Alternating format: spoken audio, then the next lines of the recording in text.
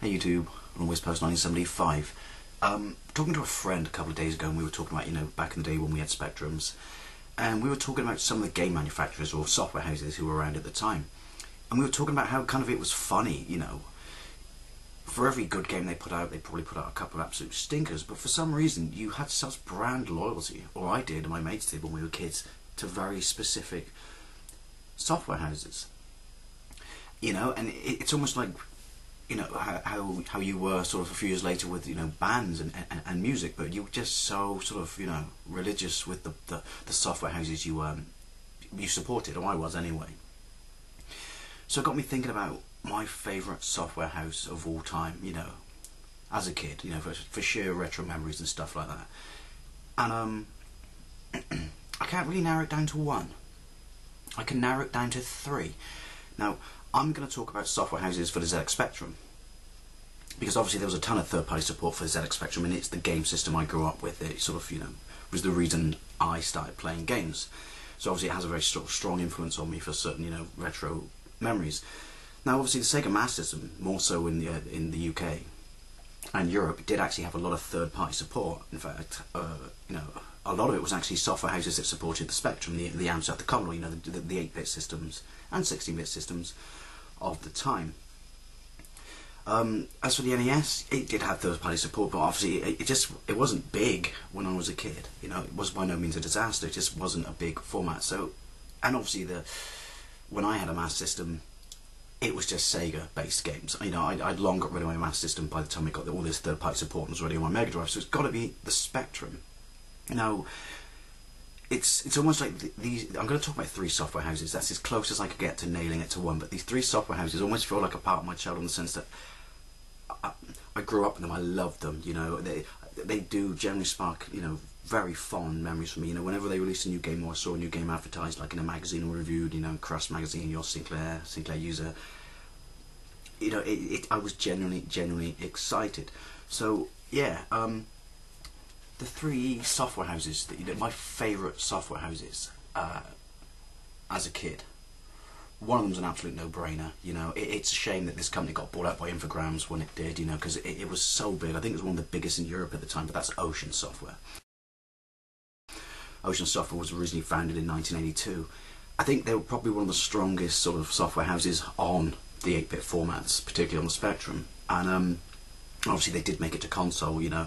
But just Ocean Software had so many firsts. It was such a pioneering company in the sense that it was the first to sort of license movies and TV series. It licensed Miami Vice. Who would license Miami Vice for, to aim it at a kids' audience? Because you've got to understand most people playing Spectrum back then were kids. Short Circuit movie, Rambo, Street Hawk, Knight Rider. They also got in quite a lot of trouble because they would advertise games months before they were released, in magazines with prices. So you'd order them and they'd never show up, And I think they eventually got clamped down on for that, but they're also like the first company to license sort of early arcade machines like Tato, and they did some absolutely fantastic sort of arcade ports. But they got a number of really famous games like Hunchback, stuff like Head Over Heels. Head Over Heels was a 3D sort of isometric adventure, as well as their original Batman game. Also, they licensed Robocop and Batman the movies. They released Whizball. They were just a solid software house. But one of the things that absolutely seals it for me with Ocean is their cover art. They had a guy called Bob Wakelin. Bob Wakelin is an absolutely fantastic freelance artist and illustrator. He still works now. In fact, you can still buy from his website sort of reconstructions of some of his most famous artwork. But I just found he was like the king of airbrushing. Anyone who was a fan of Spectrum Amstrad Commodore must remember Bob Wakelin. You absolutely must. The guy was just an absolute legend. But it just... Funny thing is, actually, if you read up about him, he openly talks about that Ocean would come up to him and basically say, look, this game absolutely sucks. You really need to do something special for it. And it's true, because as a kid you bought games based on cover art. So he also, one of his things he says that absolutely makes me laugh is one of his favourite covers is the cover he did for Highlander. Now, I hadn't even seen the Highlander movie when I saw his cover, but I fell in love with the cover. It was just absolutely mind-blowing. And he recalls that so many people bought that game because of the cover art. And then, someone actually said to him, dude, the cover art was amazing, the game was shit, and he's actually quite impressed with the fact that people bought the game based purely and simply on his epic cover art, even though the game was an absolute pile of shit. And it was a terrible, it was a complete, utter waste of a license. But yeah, so I have to say Ocean Software's gotta be seriously, you know, contender for my favourite software house ever as a kid. But again, couldn't quite limit it to that. Next software house I have really fond memories of is a very local company, in fact, Giraffe Software. They were formed in 1985. They're just down the road from me, like in Taunton, Somerset, and they released some absolutely fantastic games and proper, you know, really pushing the hardware at the time, like Critical Mass and Lotus Elise. I mean, we're talking like 1985, and they actually licensed a sports car for a game. Oh, and Harry Attack. Absolutely loved Harry Attack. In fact, Harry Attack I first played on a friend's Spectrum before I even knew that my dad was getting us a Spectrum. A friend's. It was a cousin. My auntie used to live next door in the early 80s, and yeah, and I remember being utterly blown away by it. It's like a side-scrolling, very early-esque sort of Defender game where basically you were Harry Jumpjet in the RAF, and you flew initially over the sea, then over land, and you could fire forward or you could drop bombs, and you'd have to fight planes and drop bombs. Very simplistic, as were many early Spectrum games, and probably not very long. But I loved it, absolutely blew it away. Although I do remember it having a bug, and get this, you know, as an absolute, you know, very young child, I worked out the bug. The minute you finished passing over the landmass, you had to fly straight up and then straight down and hug the water, because if you didn't, you would never get to your aircraft carrier, and you had fuel that was constantly like ticking down.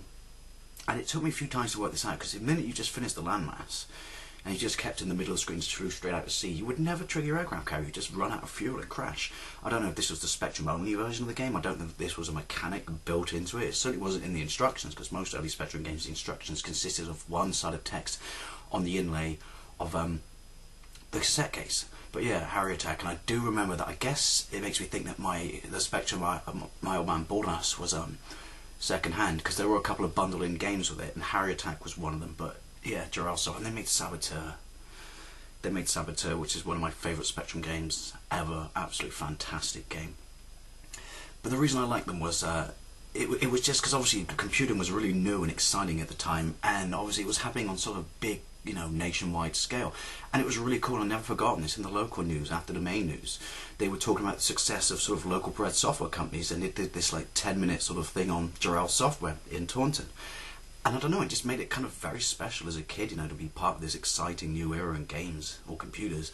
And yet one of the people pioneering the way, or the one of the successful software houses, was in, like, you know, your back garden. So I think that might have a pinch of why it was one of my favourite software houses, why I have so many, you know, nostalgic memories about their games. Giraffe Software, fantastic. And the last company I want to talk about, well, I say last, but like I said, there's so little between these companies. These are all companies I remember so fondly, you know, when I was a kid. These are ones that generally, when I heard they were producing a new game or they were releasing a game, I was so excited about. So, Ultimate Playz the game, mostly referred to as Ultimate, absolutely fantastic software house. They were formed in 1982. They were kind of like, it's weird, like, I don't know how to explain it, but even as a kid, there was something special about them. They were kind of like that almost independent alternative band sort of singer type thing, in the sense that they released their games in these proper big black cardboard cases, apart from the early ones obviously, and they were very secretive. I do remember this about Ultimate, was when people interviewed them, they gave nothing away. They absolutely gave nothing away, and almost to an extent where you think they were being arrogant, but they got away with it because their material was so solid. I mean, again, very early releases. Jetpack, one of the best Spectrum games ever. Lunar Jetman, the follow-up. I mean, that actually Jetpack was another game that came bundled with the original Spectrum my dad got me, and I love it. Classic design, simple design, but just thoroughly playable and amazing. And obviously Lunar Jetman, the sequel, and then Tic Tac. I think that was the first game my older brother bought on the Spectrum, like mail order. But they were fantastic, and they did this series of games called the Saberman games. I think this is kind of probably newer at the time, where they took the same character and he would be in a game, like he was in a Underworld, then Saberwolf, and then Nightlaw, and this same character ran through all these types of games, and they were all completely different sort of, you know, types of games. Some were just like basic flat sort of two-dimensional, some were three-dimensional, some were more platform-based. But yeah, just and Saberman, fantastic. I think there might be a Saberman game knocking around. Oh, sorry, a Saberwolf game knocking around on 360 arcade. I'm not sure, but yeah, in that game, you got cursed with like the the lycanthrope curse. So the next game, Nightlord, which was groundbreaking because they started this thing called Filmation, where they were one of the first companies to pioneer sort of this isometric 3D playing. I think Ant Attack might technically be the first game that did it, but not to the extent this did, not to the same level of polish. And what I loved about Nightlord was you had this curse, and there was a little clock in the corner. There was a moon that would rotate, and then a sun. Obviously, when you were a sun, you were Saberman, but when it was the moon, you were a werewolf, and this would change the entire dynamic of the game in the sense that everything that was out to get you in the game, it didn't care about you being human. You know, there was still a level of puzzle solving and platforming, but as soon as you became a wolf, they all went batshit crazy and attacked you. And then the sequel to that was Alien 8, which I loved. I think people were disappointed with because they wanted another sort of Nightlord game, but they were brilliant. They were absolutely brilliant. Then you had Gunfights, you had Nightshade. I don't know. I remember Ultimate Play the game as kind of like these. Like, they were the proper sort of secretive cool kids of Spectrum or Spectrum Amstrad Commodore games when I was a kid. I just remember, and they were a little bit more expensive, but yeah, they were absolutely fantastic. There was just something Rockstar, I don't mean the label, I mean, you know, Rockstar, about them. And yeah, it's a shame that, well, Ultimate Play the game eventually became Rare, so obviously we know that they produced seminal titles like GoldenEye, then they were bought out by Microsoft, and they are not the people who they once were. But forget Rare, Ultimate Play the game. I don't know, like I said, they were the cool kids of game making back in the day. So yeah, that's my favourite software houses. Couldn't put it down to one, and it's probably, you know, there's quite a lot of retro sort of affection attached to this, but what are yours? What are your favourite game makers, your retro game makers of all time? You know, like third party, yeah, you know, not the mainstream, not Sega, not Nintendo. Favourite retro game manufacturers or software houses of all time, and why? I'll see you later.